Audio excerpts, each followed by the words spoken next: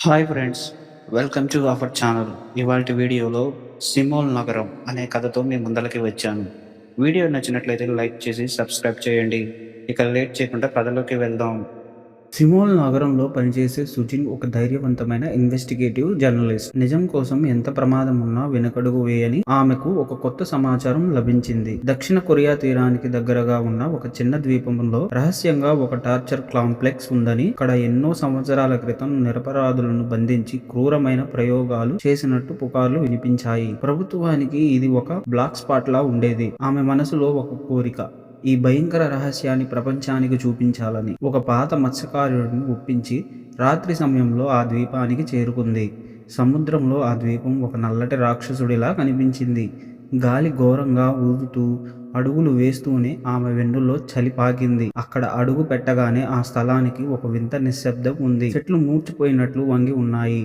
పాత కాంప్లెక్స్ భవనం ఇంకా శిథిలాలుగా నిలిచింది. గోడల మీద తప్పు పట్టిన రక్తపు మచ్చలు ఆరిపోయిన స్పష్టంగా కనిపించాయి. ఆమె కెమెరాతో ఫుటేజ్ తీయడం మొదలుపెట్టింది. కానీ ఒక్కసారిగా గాలిలో మానవ అరుపులు వినిపించాయి. మొదట భ్రమ అనుకుంది, కానీ ఆ శబ్దాలు క్రమంగా దగ్గరగా వచ్చాయి. ఎవరు అని సుజిన్ కేక వేసింది. ప్రతిస్పందనగా వెనక గోడ మీద నీడలు కదిలాయి. ఆమె ధైర్యంగా ముందుకు నడిచింది. అక్కడ ఒక గది తలుపు గజిబిజిగా తెరిచి ఉంది. లోపల అడుగు పెట్టగానే గోడల మీద పాత ఖైదీల పేర్లు, రక్తంతో రాసిన శాపపు మాటలు కనిపించాయి. అకస్మాత్తుగా తలుపు మూసుకుపోయింది. గదిలోని నేల కదలటం మొదలుపెట్టింది. పైనుంచి ఒక పాత రేడియో స్వరాల గలం వినిపించింది. నువ్వు ఇక్కడ నిజం కోసం వచ్చావా? నిజం కోసం చావడానికి సిద్ధమా? సుజిన్ గుండె వేగంగా కొట్టుకుంది.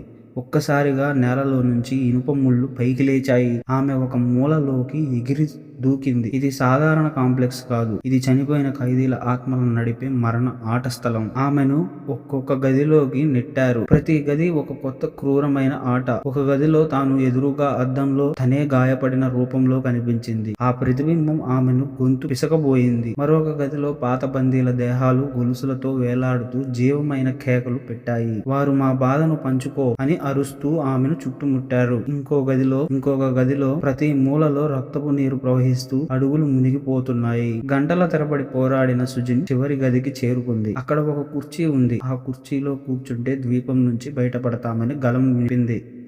ఆమెకు 2 ఎంపికలు మాత్రమే ఉన్నాయి. కుర్చీలో కూర్చొని ఖైదీల బాధను తనలో పొందటం, లేకపోతే ఆ ద్వీపంలో శాశ్వతంగా ఇరుక్కుపోవటం. సుజిన్ ఆలోచించింది. నిజం కోసం తన ప్రాణం కూడా అర్పించడానికి సిద్ధమేనని ఆమె మనసు చెప్పింది. ధైర్యంగా కుర్చీలో కూర్చుంది. వెంటనే ఇనుప గొలుసులు ఆమె చేతులు కాళ్ళు బిగించి